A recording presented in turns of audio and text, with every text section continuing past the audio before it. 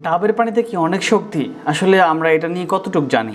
100 ml ডাবে মাত্র 2.7 গ্রাম হচ্ছে আপনার শর্করা থাকে, যেটা অন্যান্য সফট ড্রিঙ্কের থেকে খুবই কম। তাই এটাকে বলা যায় যে লো ক্যালোরি সফট ড্রিঙ্ক আপনি বলতে পারেন।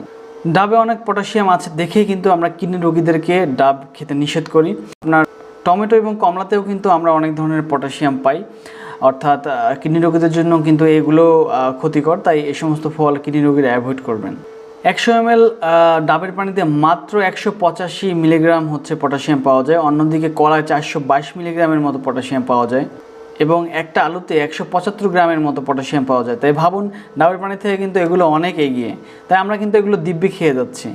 রক্তচাপ রোগীদের জন্য যারা বিধিনিষেধ হিসেবে ডাব খান না, তাদের জন্য কিন্তু সুখবর, কারণ আমরা যে লবণটা পাই ডাব, এটা কিন্তু মূলত পটাশিয়াম এবং এটা কিন্তু রক্তনালীকে প্রসারিত করতে সাহায্য করে। এটা কিন্তু সোডিয়াম না। তাই প্রেশারের রোগীরা